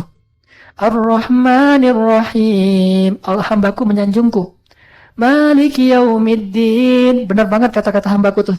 Iyyaka na'budu wa iyyaka nasta'in, bagi hambaku apa yang dia minta. Kan gitu kan ya? Artinya Allah ngerespon kita banget, sehingga nggak boleh dipotong orang lagi sholat dengan cara ngelintasi. Cuma sering juga kalau kita yang sholat dan ada yang ngelintasin dekat dengan kita tahan pakai tangan kan? Saya pernah tuh kan, saya ceritain di Masjid Istiqomah, saya lagi sholat sunnah, ada yang ngelintasin saya giniin, disalamin sama dia. Jadi agak-agak unik juga tuh orang. Mungkin karena belum paham. Pernah juga saya lagi sujud, dilintasin, dikirain itu Masjidil Haram, main lintasin aja. Saya tahan pakai tangan saya, ditendang tangan saya. Karena dia marah, ini apa-apaan sih orang jalan, salat aja, nggak usah ngalang-ngalangin orang. Aneh gerakan salatnya, bid'ah apa segala macam. Mungkin dia nggak ngerti. Ditendang kaki saya, tangan saya jadi nggak khusyuk salahnya. Jadi sempel gara-gara. Nah ini juga pernah kejadian kayak gitu. Berarti iman saya juga belum khusyuk. Jadi salat masih kepengaruh oleh tendangan manusia. Ini hal-hal yang kayak gini nih. Artinya kenapa nggak boleh dilentasin? Karena ada Allah di hadapan kita. Walaupun kita nggak mengatakan Allah itu bertempat, tetapi Allah menyaksikan banget hamba yang sedang sholat. Bukan hanya sholat. Nanti juga tilawah Al-Quran. Nih amalan yang Allah suka banget dari hambanya itu tilawah. Jadi kalau kita lagi bertilawah Al-Quran, kata Nabi, Allah mendengar hamba yang bertilawah Al-Quran seperti seorang tuan yang mendengar budak perempuannya bernyanyi. Itu harus difahami dengan kultur Arab ya. Karena kalau kita memahami dengan kultur kita, apa asiknya ya? Biasa aja, karena kita nggak ngerti kan. gimana feel-nya seorang tuan ngelihat budak perempuannya yang suaranya bagus, sengaja dibeli karena suaranya bagus, terus nyanyi. Maka tuannya tuh akan diam aja memperhatikan nyanyian budak perempuannya. Dan Allah lebih dari itu memperhatikan orang yang sedang tilawah. Jadi pas kita buka mushaf tuh, kita lagi duduk gitu, habis main skateboard capek, terus duduk kan, tilawah gitu kan ya. A'udzubillah, Allah langsung, dengerin gitu, hambaku lagi tilawah nih. A'udzubillah, apalagi kalau tilawahnya pakai irama kurdi, itu Allah suka banget tuh. Hadisnya apa Ustaz yang kayak gitu-gituan? Ada hadisnya. Apa hadisnya? Ketika Abu Musa al-Ash'ari, Abu Musa itu sahabat yang suaranya tuh paling bagus. Ketika Abu Musa al-Ash'ari baca Al-Quran dengan suara yang paling lembut, dan di antara 7 irama itu kan kurdi salah satu yang paling lembut selain soba ya. Nah, Abu Musa baca Al-Quran itu, kata Nabi, Allah senang sekali mendengar bacaan Abu Musa. Nabi juga senang. Bahkan malam itu langit penuh dengan cahaya para malaikat. Turun semuanya untuk ngedengerin bacaan Abu Musa. Dan bukan hanya malaikat, bukan hanya Allah, bukan hanya Nabi. Awan juga menaungi Usaid bin Hudayr, sahabat Ansar yang baca Al-Quran di bawah pohon kurma. Jadi lagi habis capek dia di kebun, istirahat, ngapain istirahatnya? Tilawah. Kan mereka hafiz ya. Jadi duduk gini, A'udzubillahi minasyaitonirrajim. Itu genre mereka tuh Quran loh. Kan ada tuh kemarin saya pengen naruh statusnya penampilan metal, genre murotal. Itu keren-keren ya. Penampilan tuh metal, genrenya murotal. Jadi lagi nongkrong santai gitu. Bismillahirrahmanirrahim. Dia baca ayat, baru beberapa halaman dia baca, kok makin mendung-mendung, lihat loh, kayak mau hujan. Penuh awan di atas, Usaid bin Hudayr.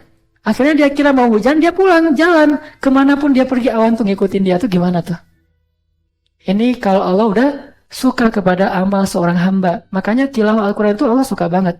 Ketimbang kita teriak-teriak gak jelas, maka mending kita teriak-teriak Al-Quran, kan gitu kan ya. Atau azan itu juga Allah suka banget kepada orang yang azan. Walaupun kita nggak bisa semuanya azan, saya pengen azan. Gimana dong kalau kita pengen dapat like dari azan, sementara yang azan cuma 1 orang? Ada caranya. Ikutilah apa yang diucapkan oleh muazzin. Pas dia bilang Allah Akbar, kita bilang Allah Akbar terus sampai selesai, maka kita dapat like yang didapatin oleh seorang muazzin. Ini ibadah. Banyak lagi nanti ibadah-ibadah yang lain. Apalagi tahajud. Nah, kalau tahajud, cara Allah sukanya kayak gimana? Allah turun malah nungguin kita. Setiap sepertiga malam terakhir, Allah udah siap sedia turun ke langit dunia. Langit dunia itu langit paling rendah. Allah turun, bukan Allah tunggu di arasnya. Sengaja Allah turun, kemudian Allah bertanya, adakah di antara hambaku yang datang malam ini untuk minta ampun? Allah tunggu. Adakah di antara hambaku yang hajat, butuh sesuatu dari aku? Kita aja masih tidur, Allah udah nungguin. Mana hambaku yang mau bangun untuk minta ampun dan meminta sesuatu kepadaku? Allah suka kepada orang yang bangun tengah malam. Lalu ketika kita bangun, maka malaikat turun semuanya, dan pertandanya adalah ayam saut menyaut untuk menyambut datangnya para malaikat. Ayam aja tahu, makanya makhluk Allah itu semuanya tahu apa yang terjadi, kecuali jin dan manusia. Jin aja nggak tahu apa-apa, sama dengan manusia nggak tahu apa-apa. Ini ibadah. Sehingga ketika ditanya, ya Rasul, apa amal yang paling Allah suka? As-shalah ala waqtiha, salat di awal waktu. Kalau laki-laki itu artinya di masjid, kalau perempuan itu jangan ditunda. Di rumah juga gak masalah, tapi jangan ditunda. Yang ketiga, akhlak ya. Akhlak juga ditanya sama sahabat, ya Rasul, apa amal yang paling disukai Allah? Birrul walidain, berbakti kepada kedua orang tua. Jadi kalau kita pengen dapat like dari Allah, dari malaikat, dari Rasulullah, ya belajar aja dari Uwais Al-Qarni. Salah satu yang lebih dari Uwais Al-Qarni itu adalah berbakti kepada ibu. Jadi kita yang udah rajin ngaji kayak gini nih, harusnya yang paling santun, paling hati-hati sama orang tua kita. Kalau yang ngaji dengan yang gak ngaji sama, terus apa bedanya? Apa asiknya datang ke masjid? Bukankah asiknya datang ke masjid itu memperbaiki akhlak kita kepada orang tua dulu, baru nanti kepada orang lain? Nah, memperbaiki akhlak ini ya namanya manusia pasti aja kadang-kadang salah, kadang-kadang kepancing emosinya, tapi terus memperbaiki. Bahasanya tuh tawabin dan mutatahhirin, bukan taibin dan tohirin, bukan. Apa arti tawabin mutatahhirin? Berkali-kali dia taubat. Gagal lagi, taubat lagi, gagal lagi, taubat lagi. Membersihkan diri juga gitu. Keliru lagi, dibersihin lagi. Kotor lagi, dibersihin lagi. Dan Allah suka ke orang kayak gitu. Jangan berpikir, saya mah belum siap bertobat. Kan banyak orang kayak gitu. Kenapa enggak haji? Saya belum siap. Daripada nanti saya pulang terus dosa lagi, mending saya tunggu aja sampai saya siap. Enggak kayak gitu. Allah tuh enggak suka orang yang nanti ujungnya baru taubat, enggak. Allah suka orang yang taubatnya berkali-kali. Jadi pergi haji jangan langsung berpikir, pulang dari situ nanti kalau saya ternyata dosa lagi kan sia-sia hajinya. Enggak sia-sia. Berusaha aja terus haji, gagal lagi umroh, gagal lagi sholat syuruk, gagal lagi kan gitu aja terusannya. Kan banyak kesempatan untuk melaksanakan ini. Gitu juga kita sholat. Saya mah belum siap datang ke Al-Latif. Yang ke Al-Latif mah kan udah pada soleh. Saya mah masih kayak gini. Udah aja datang. Keluar dari sini dosa lagi ya datang lagi. Dosa lagi ya datang lagi. Kayak gitu aja terus. Akhlak juga demikian. Kita dengan orang tua, saya berazam nih. Malam ini pulang ke rumah, saya pengen cium tangan ibu saya. Saya pengen ngasih air hangat buat ibu saya. Saya pengen mijit-mijit kaki ibu saya. Saya pengen bertutur kata yang lembut kepada ibu saya. Malam ini juga saya pengen ngelakuin. Baru di jalan lupa. Akhirnya sampai di rumah dipanggil orang tuanya. Udah ngantuk. Tidur. Besok pagi baru sadar. Padahal saya kan pengen yang baik. Perbaiki lagi aja terus. Jangan berputus asa. Kayaknya saya emang gak cocok ya jadi anak soleh. Gak ada itu. Saya emang gak bakat jadi anak kalau sekarang kan istilah amuba ya. Anak musola banget. Saya mah nggak bakat jadi anak musola. Saya mah cocoknya jadi anak apa misalnya. Nggak. Terus aja berusaha. Ini namanya tawabin, berulang kali. Yang ketiga, ini yang lebih tinggi. Jadi yang per poin ini lebih tinggi dari yang sebelumnya karena hadis tentang apa amal yang paling disukai itu banyak. Lalu para ulama membuat semacam tingkatan-tingkatan. Ternyata yang lebih tinggi dari sekedar ta'lim, hijrah, taubat, ibadah, akhlak adalah dakwah dan jihad. Dakwah dan jihad. Kenapa dakwah dan jihad? Kalau tidak ada jihad berarti dakwah. Kan di Indonesia tidak ada kewajiban berjihad karena tidak ada peperangan, kita tidak diperangi, maka kalau tidak ada di jihad berarti dakwah. Kalau sudah wajib jihad seperti di Palestina atau seperti di Suriah karena kaum muslimin dizolimi, kita membela diri, membela hak kita, membela orang-orang yang tertindas. Tapi kalau enggak ada, dan mudah-mudahan memang tidak ada, alhamdulillah Indonesianya aman, berarti dakwah.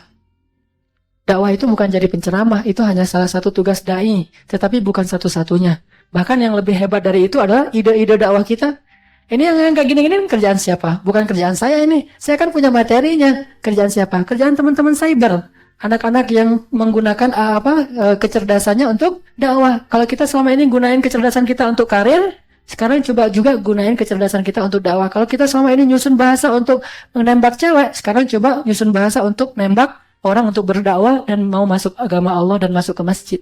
Gunakan semua itu untuk berdakwah. Sehingga ketika ditanya oleh sahabat ke Rasulullah, ya Rasul, amal apa yang paling disukai Allah? Amal yang paling disukai Allah itu adalah menyelesaikan hajat seorang muslim dan membayarkan hutangnya, lalu membantu dia dalam urusan-urusannya. Nah inilah inti dari dakwah. Dakwah itu bukan cuma ngajak orang masuk Islam atau masuk ke masjid, tapi yang lebih besar dari itu adalah memberi solusi. Apa kebutuhan kaum muslimin? Kita bisa memberikan solusinya.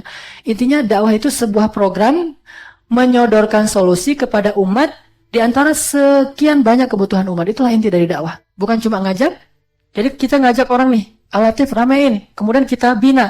Tujuannya apa sih pembinaan itu? Bukan itu nggak sama dengan ta'lim. Kalau ta'lim membina, menambah ibadah, tapi kalau tarbiyah itu apa yang bisa kita lakukan untuk bangsa ini sehingga kita ada di muka bumi ini cuma sementara tapi bermanfaat. Jadi artinya kita harus ngasih sesuatu untuk orang lain. Bukankah kata Nabi apa? Khairun nas anfa'uhum linnas. Sebaik-baik manusia itu setelah bertaubat dan beribadah adalah, jadi kalau ada orang yang taubatnya sama nilainya, ibadahnya juga sama, terus nilainya yang lain apa? Biar dia ketahuan mana lebih baik, yang paling banyak manfaatnya bagi manusia. Tapi jangan bilang, saya mau pengen jadi itu aja deh, gak usah beribadah. Enggak, ini stepnya tuh harus dilalui satu demi satu. Jadi dia gak beribadah tapi bermanfaat, itu gak baik.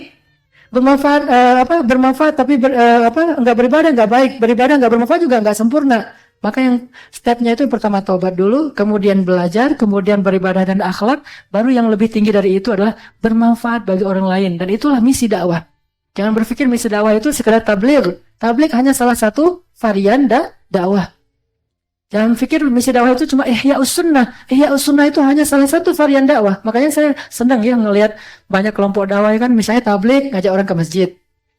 Jamaah tabligh JT ya, ngajak orang ke masjid. Sampai di masjid dibina sama salafi untuk Ihya'us Sunnah. Tapi untuk bermanfaat kepada masyarakat dibina oleh ikhwan. Karena masing-masing punya spesifikasinya, punya spesialisasi. Mereka ahli di bidangnya masing-masing. Dan ini bagus sebetulnya kalau dipaduin. Asal jangan saling nyalahin deh.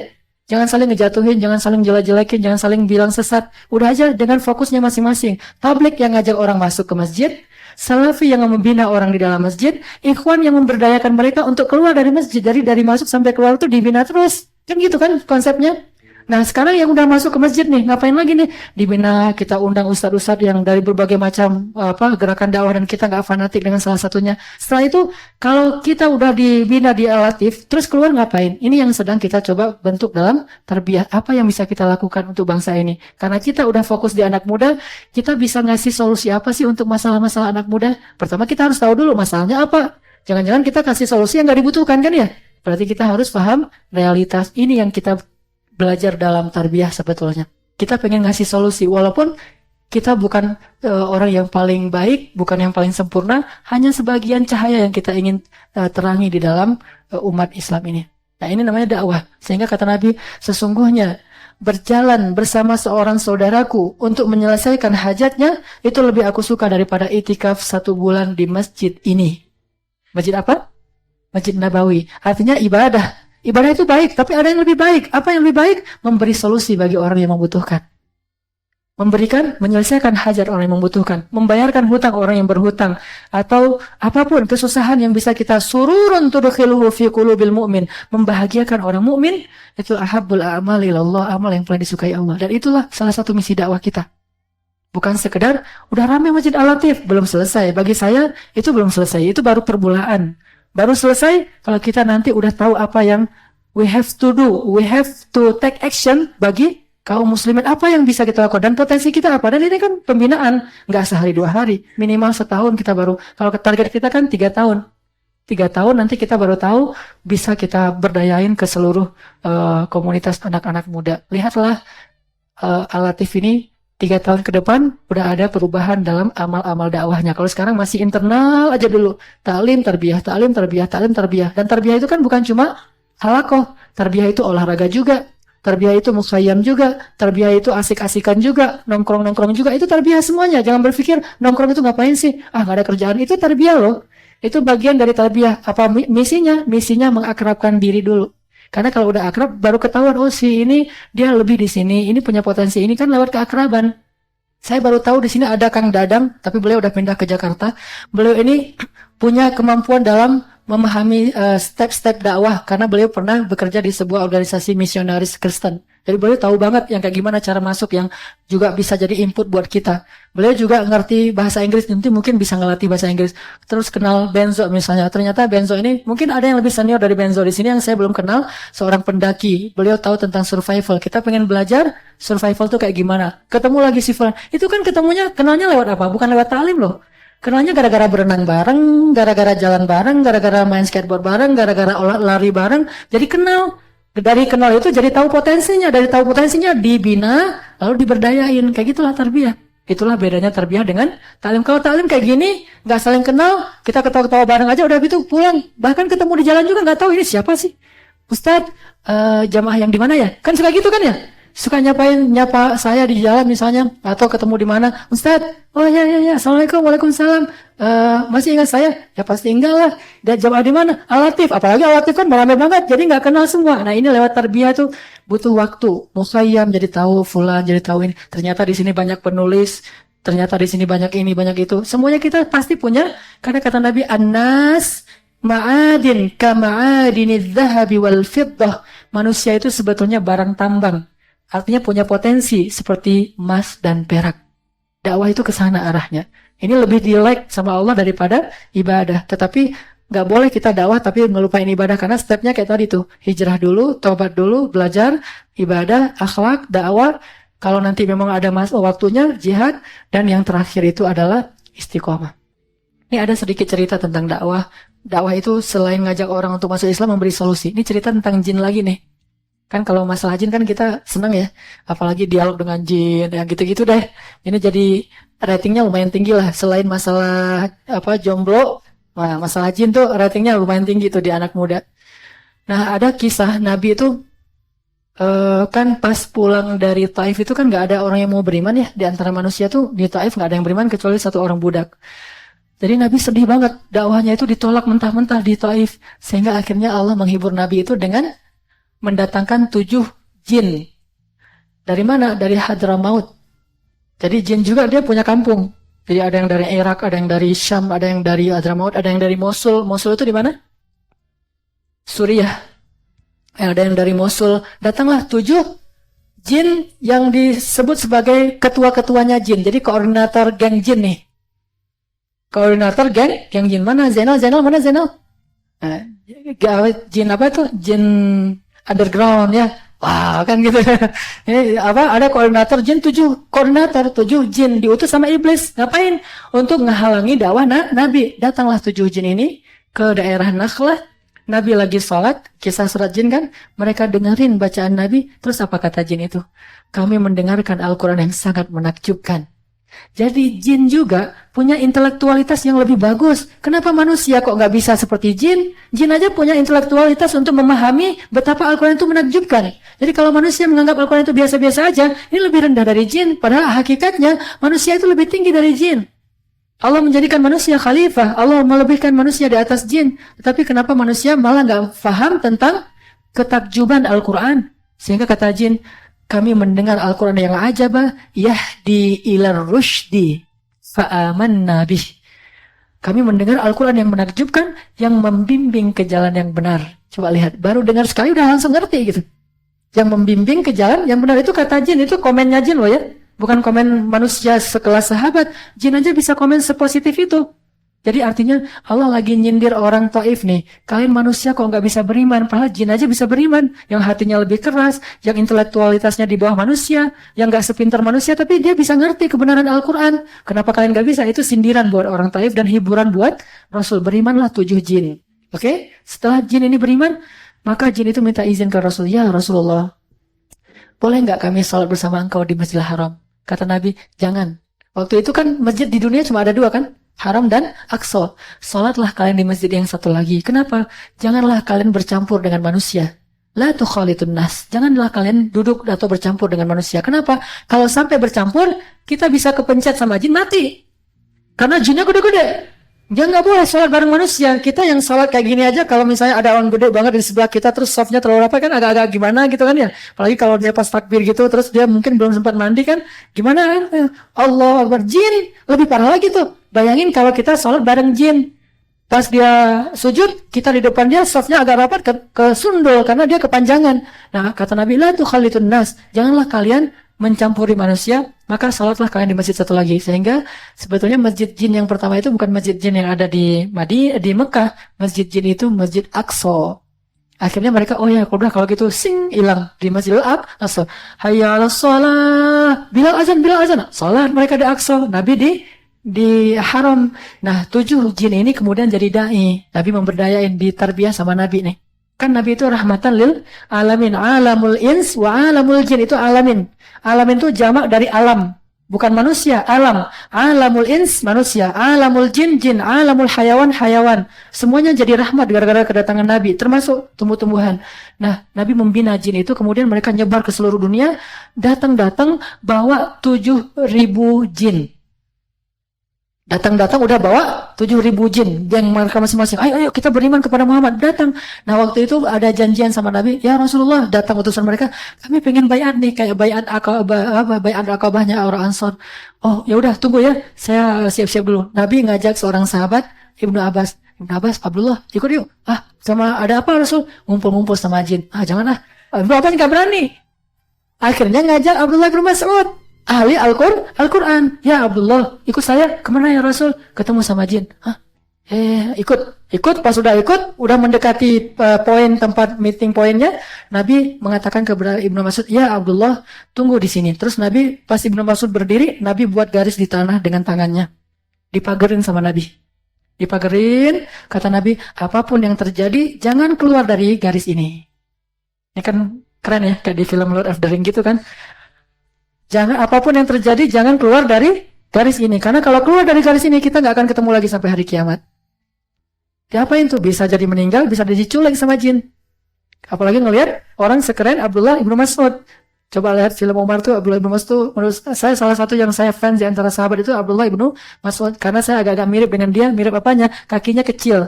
Jadi sama-sama kaki rijlun qatad katanya. Kaki burung belibis, kakinya kecil. Dan biasanya orang yang kaki kecil itu pintar katanya. Digaris sama Rasul, digaris, udah gitu kata Rasul, jangan keluar dari garis ini. Ya Rasul. Nabi pergi, tiba-tiba kata Abdullah ibnu Mas'ud, aku melihat asap hitam yang sangat banyak di langit. Itu jin datang. Ada 7.000 jin datang. Masing-masing kayak asap hitam yang sangat banyak di langit seperti awan hitam gelap sekali. Tiba-tiba datang lagi yang dari tempat lain itu seperti api yang menyambar-nyambar. Datang lagi dari sebelah sana seperti burung gagak, seperti burung hitam banyak datang sampai hampir menyambar Abdullah. Untung Abdullah berada di dalam garis itu. Ramai. Jadi Abdullah tiba-tiba jadi mendengar riuh yang luar biasa. Suara gemuruh, suara riuh. Jin kan lebih ramai dari anak sekolahan ya. Wah ramai aja gitu. Oh, coba aja pergi ke sekolah SD, SMP. Terus di masjidnya pas sholat zuhur. Gimana tuh ramainya. Nah ini lebih ramai dari itu. Jadi ustadznya udah gak kedengaran suara. Sampai aku tidak lagi bisa melihat Rasulullah. Karena diliputi asap yang hitam, burung gagak, cahaya api dan segala macam. Dan aku juga menutup mataku karena di sekeliling Ibnu Mas'ud itu banyak jin, ramai sekali datang kayak ada perang gitu. Udah gitu, tiba-tiba lama kejadian gitu Abdullah Ibnu Mas'ud membuka matanya ngelihat takut. Dia hampir aja kata Abdullah, aku ingin sekali lari dari tempat itu udah nggak kuat. Tapi aku masih ingat sabda Rasul, jangan keluar dari garis ini. Coba kalau dia ragu sama Rasul keluar, habis dia. Walaupun jin ini mau masuk Islam, tapi namanya juga orang baru hijrah, bisa aja keluar lagi sifat lamanya kan. Ini orang ngapain sih lo udah dekat sana kan bisa aja gitu. Jin gitu kan, jin gitu loh. Tanya sama piton tuh, piton aja, kadang-kadang, piton kan slow gitu orangnya, tapi kan kadang-kadang keluar boxernya kan bahaya juga tuh. Di ini sekali, kan kita, nah ini jin apalagi lebih dari piton tuh, disenggol dikit udah hilang tuh orangnya. Makanya Abdullah mau masuk, ya Allah gimana nih, kalau keluar dari garis itu habis. Kalau nggak keluar dia nggak kuat dengan suara-suara bising yang luar biasa. Lama setelah 1 jam ramai kayak gitu, ternyata mereka bising itu ngapain? Berbaiat, asyhadu an la ilaha illallah, tapi dengan bahasa jin yang kita nggak tahu. Setelah berbaiat hilang satu persatu, lalu tinggallah sekelompok jin yang asap hitam tadi nggak pergi-pergi sama Nabi. Nabi ngobrol lama sama mereka, terus Nabi lalu lalang kemana-mana, balik lagi ke situ. Lama aja kejadiannya semalaman. Pas pulang Ibnu Mas'ud nanya, ya Rasulullah, apa yang terjadi? Tadi mereka masuk Islam, alhamdulillah. Mereka masuk Islam dan mereka ingin sholat bareng-bareng kita, tapi aku tidak izinkan. Akhirnya mereka pulang ke kampungnya masing-masing. Ada yang dari mana ya Rasul? Ada yang dari Mosul, ada yang dari Irak, ada yang dari Palestina, ada yang dari Mesir, dari seantero bumi datang, ada yang dari Yaman. Cuma saya bertanya ke Ibnu Katsir dalam tafsir itu, dari Indonesia ada nggak ya? Enggak, kok nggak disebut gitu. Dari Indonesi gitu. Nggak ada, ternyata nggak ada jinnya di Indonesia, yang banyak hantu. Udah udah gitu rame gitu kan, udah sepi, tiba-tiba Ibnu Mas'ud tanya, terus yang tadi asap-asap itu kok nggak pulang-pulang tuh ngapain ya Rasul?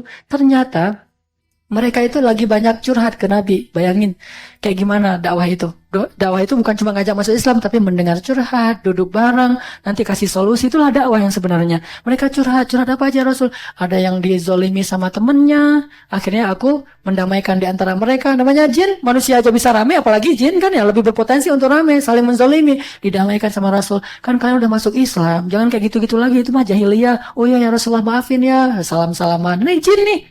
Udah selesai pulang gitu. Terus yang lain ya Rasul, ada juga yang masalahnya mereka ada kasus masa lalu tentang geng perang antar geng, jadi masih harus disatuin nih antara geng ini dengan geng itu. Akhirnya berhasil nih. Kiki ini harus banyak baca surat Al-Jin nih untuk menyatuin antara XTC dengan Briges. Mudah-mudahan jadi misi yang luar biasa. Itu kan salah satu misi dakwah kan. Gimana XTC dengan Briges bisa, manusia pasti lebih gampang untuk nyatuinnya. Jin aja bisa, apalagi manusia. Akhirnya nyatu 2 geng itu pulang. Nah yang terakhir, ternyata itu jin yang di kampungnya lagi paceklik. Ada juga kasus kayak gitu tuh. Saya juga baca itu, ketawa-ketawa saya baca tafsir itu tuh.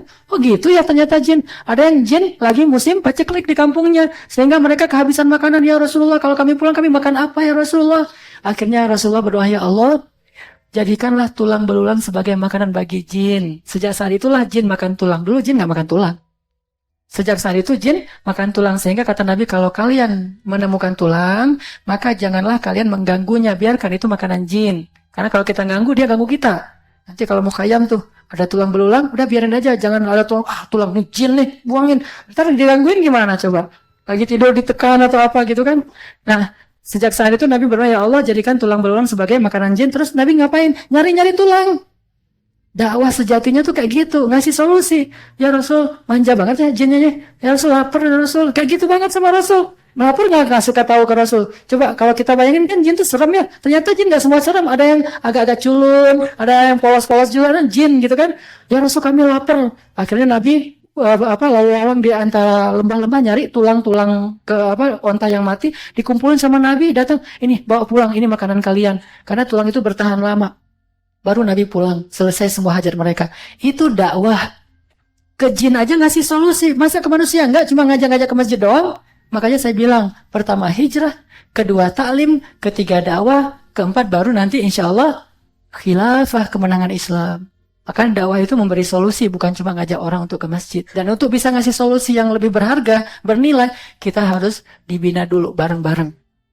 Baru yang terakhir istiqomah. Kata Nabi kepada para sahabat, amal yang paling Allah sukai itu adalah amal yang paling istiqomah walaupun sedikit. Inilah teman-teman sekalian yang kita pengen dapetin perhatian Allah, caper ke Allah, ngedapetin like dari Allah, cinta dari Allah.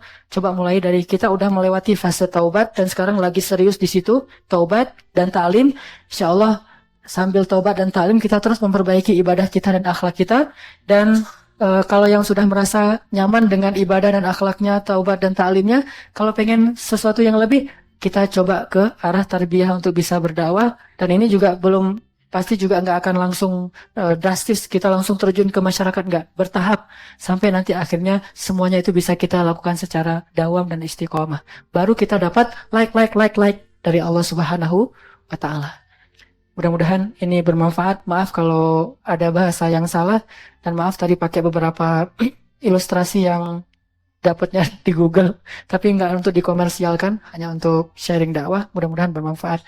Dan terima kasih juga nih ke teman-teman cyber yang udah banyak ngelamun demi untuk bisa membahasakan dakwah ini dengan bahasa yang lebih mudah untuk kita pahami. Ini semuanya bukan karya saya, karya teman-teman dari cyber yang luar biasa. Mudah-mudahan agen cyber ini lebih banyak lagi karena kita butuh lebih banyak sehingga nggak membebani orang yang sedikit. Makin banyak makin bagus kerja kita. Jadi makanya ayo kita saling kenal biar ketahuan. Oh ternyata di sini ada anak perfilman, kan kemarin juga ketahuan ya, ada anak perfilman, jadi bisa buat video tentang dakwah kita sehingga bisa diposting juga, nanti banyak orang yang terinspirasi darinya. Gunakan semua potensi kita untuk fi sabilillah. Mari kita tutup dengan berdoa.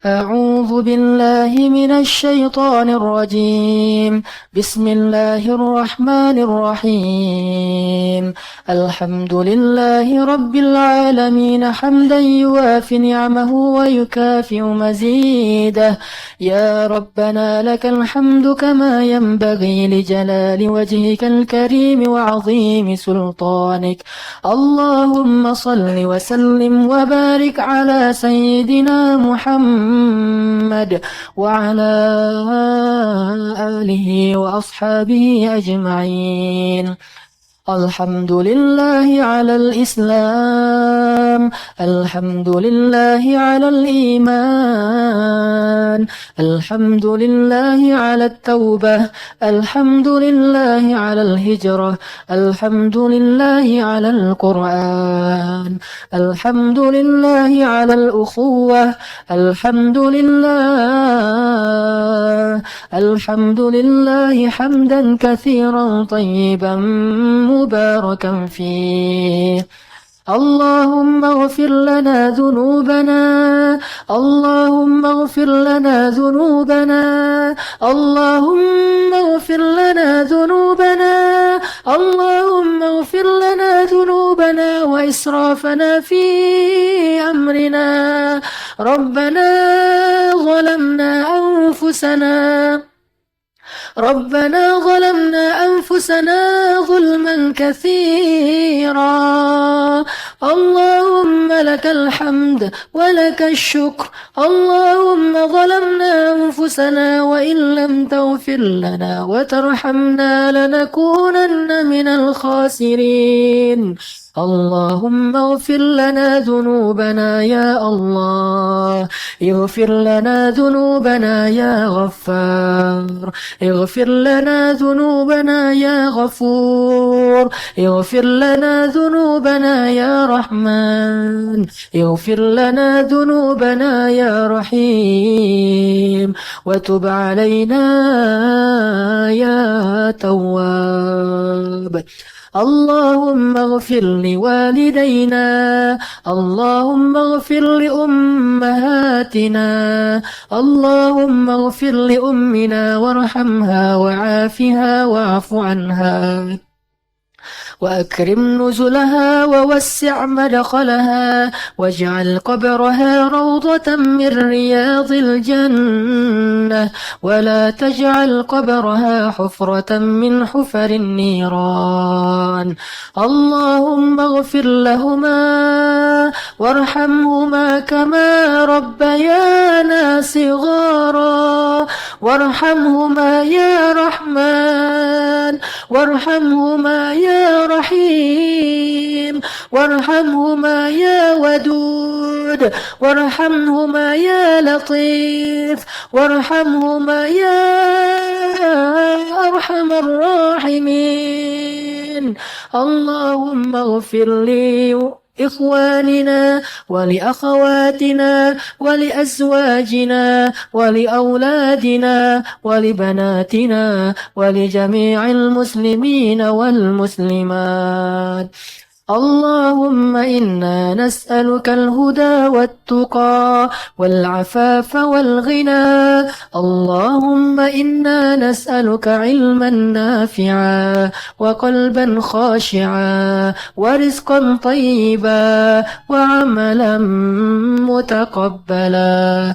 اللهم انصر الإسلام والمسلمين، اللهم انصر المجاهدين، اللهم وحد صفوفهم وسدد رميهم واشفي جرحاهم وارحم شهداءهم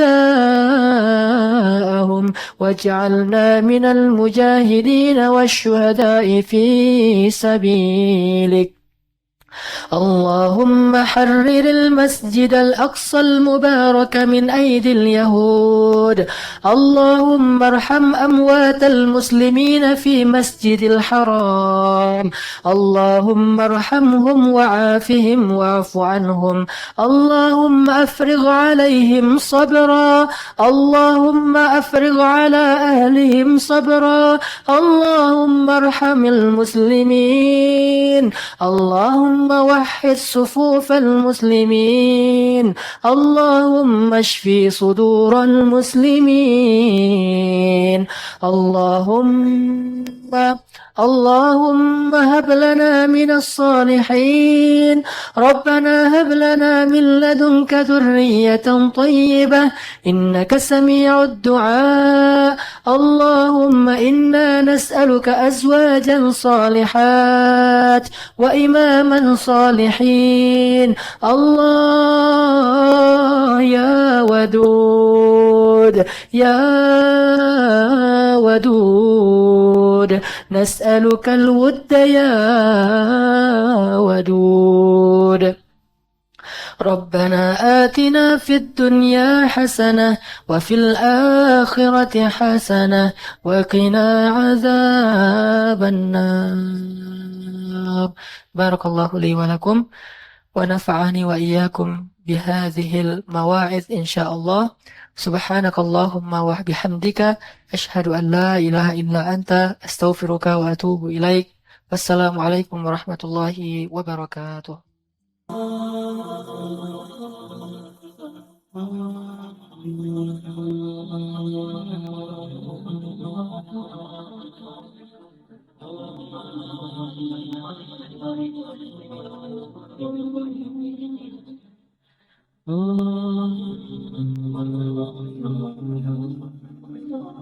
Benar kan kata Allah, kalau mereka fuqara yughnihimullah, maka Allah akan memberikan kekayaan untuk mereka atau kecukupan. Jadi obat hati itu adalah yakin kepada Allah.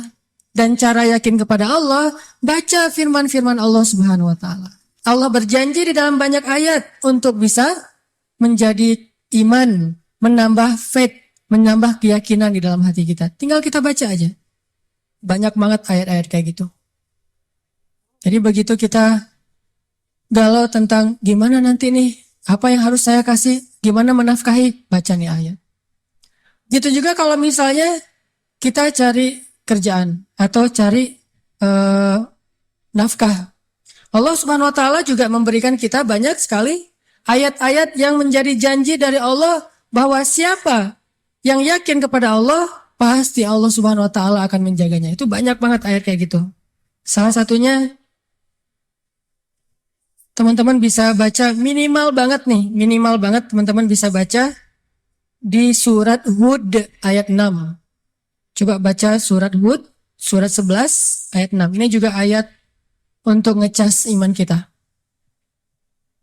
Apa kata Allah di ayat 6 surat Hud? Bismillahirrahmanirrahim. Wa ma min dabbatin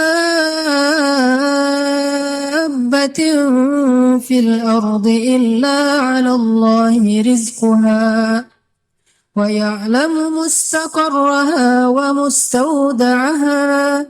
Kullun fi kitabim mubin. Gak ada satupun hewan yang melata di muka bumi illa 'alallahi rizquha, kecuali Allah yang menjamin rezeki bagi mereka. Terus kenapa kita khawatir? Kenapa kita galau? Kan Allah yang menjamin, dan jaminan Allah itu sebaik-baik jaminan dijamin oleh perusahaan asuransi atau finance. Itu aja kita udah yakin gimana dijamin oleh Allah Subhanahu wa taala. Kayak ada orang yang ngambil asuransi kesehatan, dia nggak khawatir dengan sakit.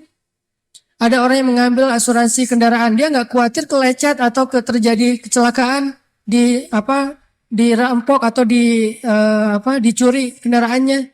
Ada yang total loss only misalnya atau all risk. Dia nggak khawatir. Kenapa? Ada yang menjamin.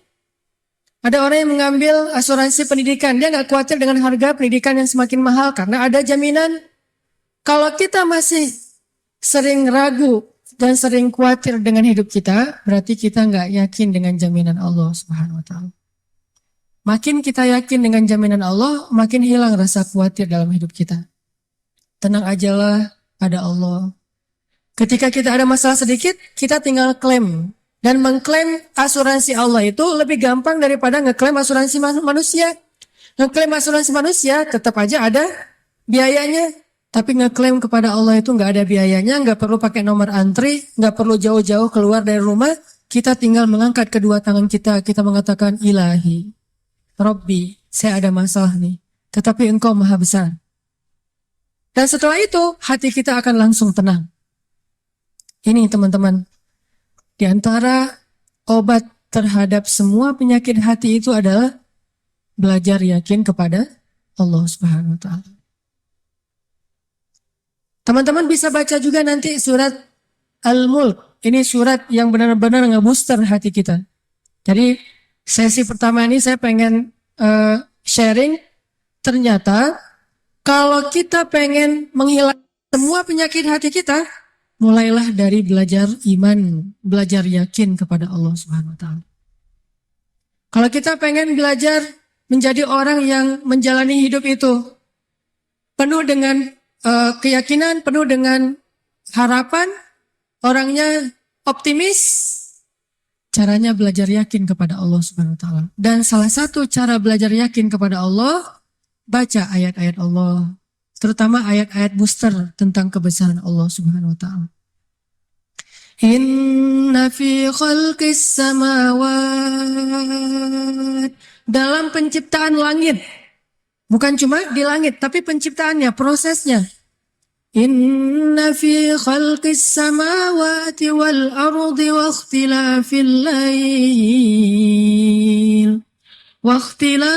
lail wan nahari laayatin liulil albab. Langit, bumi, silih bergantinya malam dan siang atau musim. Di situ ada bukti-bukti bahwa Allah Maha Kuasa. Kalau itu aja buat Allah gampang, cuma kun fayakun, apalagi cuma ngurus kita yang cuma kecil dibandingkan langit dan bumi. Kita itu dibandingkan langit dan bumi, gak ada apa-apanya. Kalau langit dan bumi aja buat Allah gak ada apa-apanya lagi, apalagi kita. Jadi intinya teman-teman, kenapa kita khawatir kalau Allah menjamin kehidupan kita? Kenapa kita khawatir kalau Allah berjanji menolong kita? Kenapa kita khawatir kalau Allah Subhanahu wa taala tidak akan menyia-nyiakan kebaikan kita?